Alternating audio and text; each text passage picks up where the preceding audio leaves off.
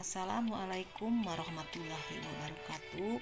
Saya Ica Rosdiani, NPM 112 11346, kelas B Prodi Manajemen S1.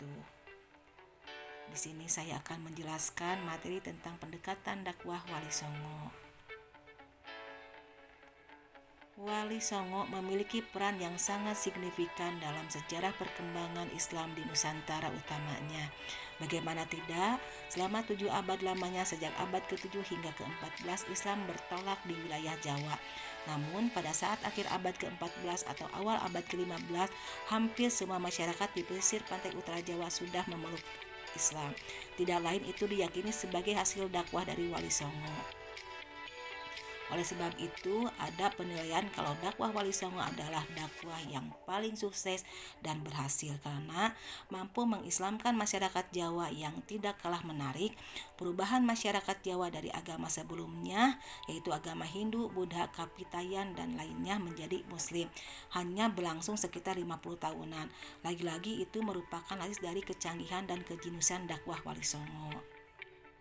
Lantas, bagaimana, ada apa strategi dakwah yang dilakukan Wali Songo sehingga membuat hasil yang gemilang seperti itu? Dalam buku Islam Indonesia, Islam Paripurna, Pergulatan Islam Pribumi, dan Islam Transnasional Imanuddin Rahmat 2017, setidaknya ada 5 pendekatan dakwah yang digunakan Wali Songo. Yang pertama, pendekatan teologis. Maulana Malik Ibrahim dan Sunan Ampel adalah yang menggunakan pendekatan ini. Mereka berdakwah bahkan hingga ke tingkat lapisan masyarakat paling bawah, Waisa dan Suda saat itu. Masyarakat diajari tentang nilai Islam, perbedaan antara pandangan hidup Islam dengan yang lainnya, dan menanamkan dasar-dasar Islam. Yang kedua, pendekatan ilmiah tidak seperti dua sunan sebelumnya. Sunan Giri berdakwah dengan cara menggunakan pendekatan ilmiah. Ia membangun pesantren, membuat pelatihan dan kaderan serta menegaskan muridnya untuk berdakwah di suatu tempat. Tidak hanya itu, Sunan Giri juga menggunakan permainan sebagai medium untuk berdakwah. Oleh karena itu, ia menciptakan permainan anak-anak seperti jamblongan, tembang syair seperti liris, pandang bulan, dan lainnya. Singkatnya, Sunan Giri mengembangkan dakwah Islam secara sistematis dan metodologis. Ketiga, pendekatan kelembagaan. Tidak semua anggota Wali Songo berdakwah di masyarakat langsung. Ada juga yang berdakwah di pemerintahan. Mereka adalah misalnya Sunan Kudus dalam Kesultanan Demak Bintoro dan Sunan Gunung Jati di Kesultanan Cirebon. Mereka ikut serta mendirikan kesultanan dan aktif di dalamnya. Mereka memiliki pengaruh yang sangat besar di kalangan bangsawan, birokrasi, pedagang, dan kalangan elit politik lainnya. Keempat, pendekatan sosial. Sunan Muria dan Sunan Derajat lebih senang hidup jauh dari keramaian. Mereka memilih untuk berdakwah pada masyarakat kecil di desa-desa atau kampung-kampung. Mereka mengajarkan masyarakat kecil untuk meningkatkan pemahaman keagamaannya. Mereka juga membina masyarakat agar kehidupan sosialnya meningkat. Kelima, pendekatan kultural. Dalam berdakwah, Sunan Kalijaga dan Sunan Bonang lebih menonjol menggunakan pendekatan kultural.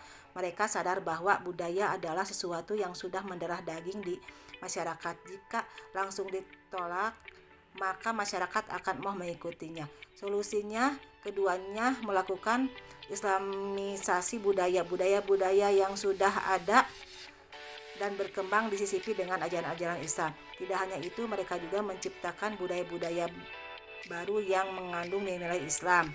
Antara produk budaya yang mereka ciptakan dan masih ada hingga hari ini adalah gamelan, saketan, atau sahadaitan.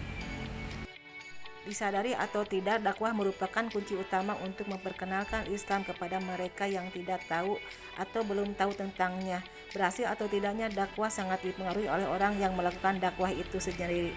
Sejauh mana ia memahami ajaran agama Islam, sejauh mana ia mengenal sasaran dakwahnya, dan seberapa lihai ia mentransformasikan ajaran agama Islam kepada masyarakat sehingga diterima dengan baik. Melalui 5 pendekatan di atas, Wali Songo tertulis mampu mengislamkan hampir seluruh masyarakat di pesisir pantai utara Jawa dalam waktu yang sangat singkat. Diakui atau tidak, itulah dakwah yang sangat gemilang.